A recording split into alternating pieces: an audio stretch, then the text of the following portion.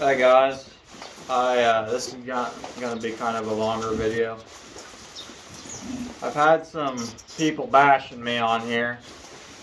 I like it, and obviously I don't like it, and I figured out you could delete comments on YouTube. And of course I'm going to delete the bad ones on there, people bashing me. But this is also for some people that are actually looking for advice on if you can make money raising pigs or not. I'm not going to put everything on this video, but the past 2 days I've shipped some hogs out. Not butcher hogs, just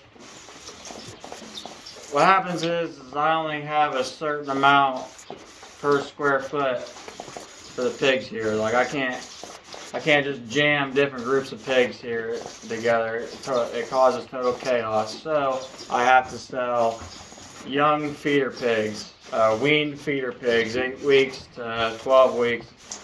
Some I get too much of, I gotta get rid of them. Usually it's not a problem getting rid of them, but I also have this little book right here, and there's all my information for the pigs and everything, and I'm getting ready to send my last batch out. They're getting ready to go out the door here in about an hour, but I've got pulled and somebody's coming on their way. It's about a 2-hour drive or so. I'm telling you right now, if you see somebody or hear somebody telling you you can make $1,000 per pig, it's not true. If you can just quit your day job and do this, it's not true. And I want to say this, just being honest, is sometimes breaking even is a good day. Sometimes just breaking even is a good day. And I see a lot of misleading information about how people say they make thousands and thousands of dollars raising pigs in their backyard.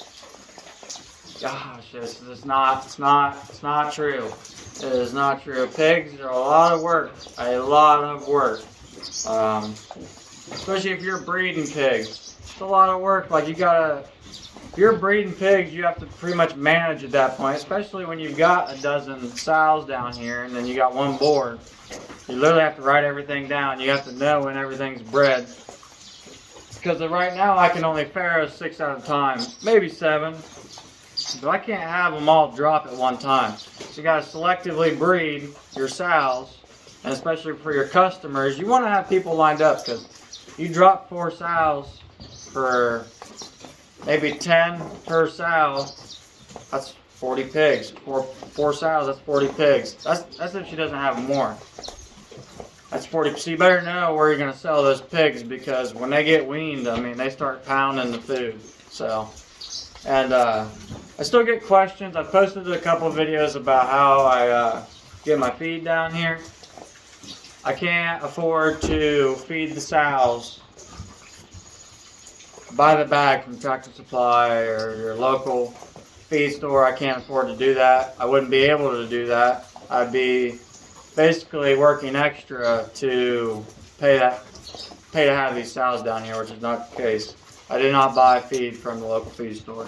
I ration my feed to a certain point.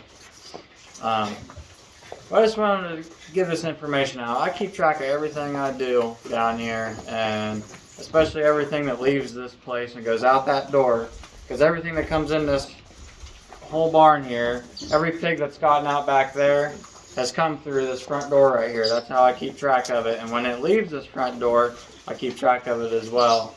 And I keep track of the feed that goes to each one of these pigs. To an extent, if there's 4 pigs in a pen, I know what I'm getting in those 4 pigs.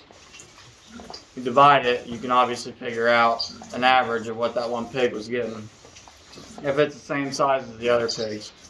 But I could go on and on about this. Pigs are a lot of work. The guys that I see that are building their pens out of pallets, I want to tell everybody it works temporarily. It's a temporary thing. It's not a permanent thing. I want you guys to know that if you get some pallets and think that that's a good idea, it's really not. It's a temporary thing. I know some people do it, works for them, but I breed down here. I move big pigs around. I can't afford to have a pallet go down, all of a sudden I get a boar in a pen with another boar, or I guess some pigs start getting mixed up. It turns into a wild mess down here. Pigs will start fighting on you, and I can't afford to have pigs get out. These are just pigs in the video. Some of them are marked to go, and then I got another farrowing pen over there full of pigs. They're getting ready to leave today too. So I wanted to give people the truth about this. Is sometimes breaking even is a good day for these pigs down here. And honestly, the kids that come down here, they love this. The neighbors, they bring their kids down here to see all these pigs, and they love doing it. You know, they love hanging out down here. So it's a kind of win-win for me. I enjoy doing this. Wanted to discuss something else with this farrowing barn too. I acquired all the lumber. Right now is just not a very good time to be getting it fixed. I don't really have a lot of time with work, and harvest will be here before you know it. So I haven't really talked about it a lot, but this farrowing barn on the north side will be done definitely before winter, and then I'm gonna do the south side probably in the spring, and get it all fixed up right, because I'm gonna need it. Doing this YouTube thing's actually kind of helped me out a lot. There's a guy on here with a Homestead in the Hard Way. I watch his videos all the time, and it's helped me out tremendously. And then also people asked if I own this place, and I've already said it from the beginning on my first video. I do not own any of this down here. I rent it, if that's what you would call it. I work for my boss. He owns this place. That's as far as I'm going to go into that.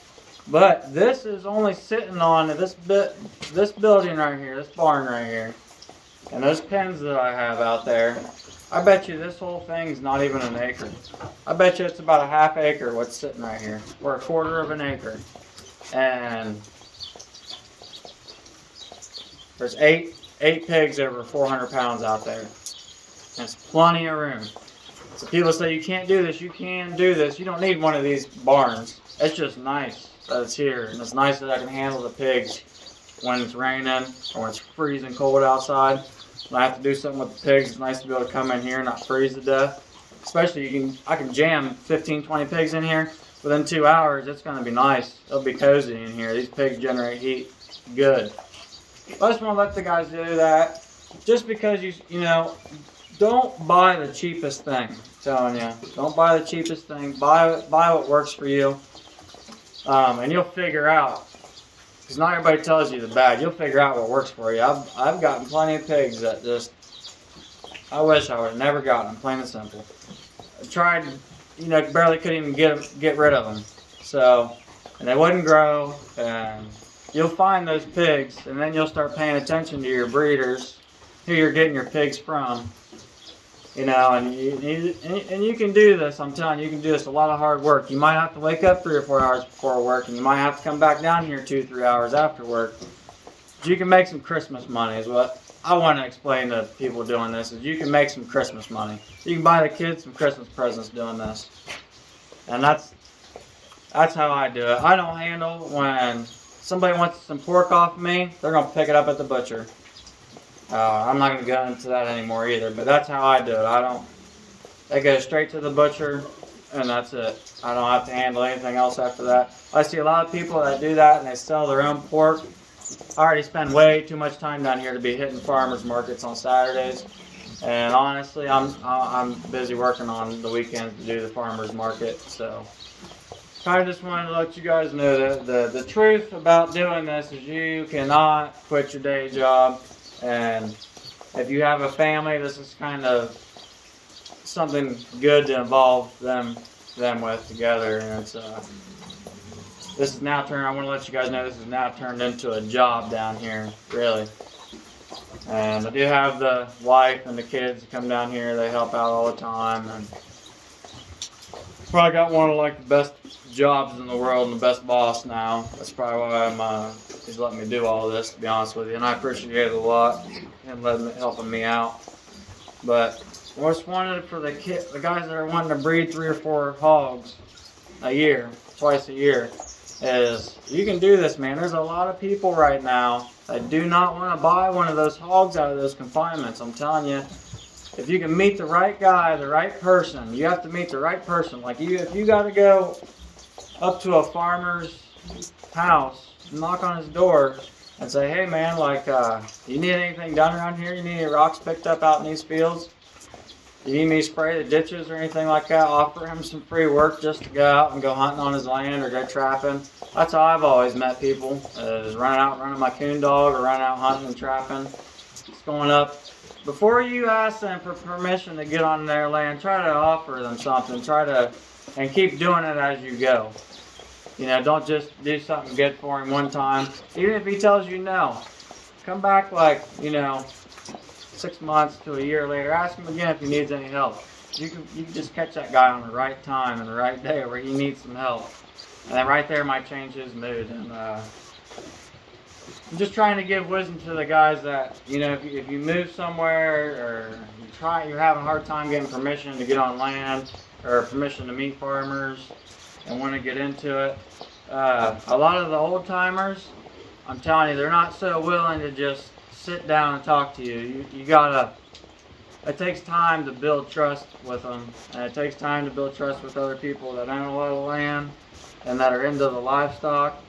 You can get really lucky, you can meet the right person, and you can learn a lot. I've learned a lot over this past 6 months or so being out here. I take in everything that I can from all different types of farmers, the way they did things. The way I'm doing this down here is the way that this guy that built this barn is doing it, to an extent. Back in the day, I guarantee you that these pigs just wandered around out here. I mean, I guarantee you there were not any pens down there. There was probably just a big fence around here, and the sows running around, and the guy probably had one boar or so running around. And see, this is what I've learned by just asking random farmers around here. Like, hey, do you remember who built that? Do you remember what was going on up there at this time? And I've developed information about how, just nowadays, you can't have your pigs just running loose. Doesn't matter if you have any neighbors or not. And if the game warden finds out you got pigs just running loose everywhere, you're going to have a big problem with him. Not only him and the other farmers when your pigs getting in there. The times have changed, but I'm still trying to do it how they did back then. And for the guys commenting on my page that they're saying that the pigs don't lay on their piglets, their babies, I wish you'd have been here this past month, because I buried about 6 or 7 of them. So, just letting you know. And pigs can climb. Pigs can jump. Back here by this door, if I don't have a trailer or something in front of it, that's it.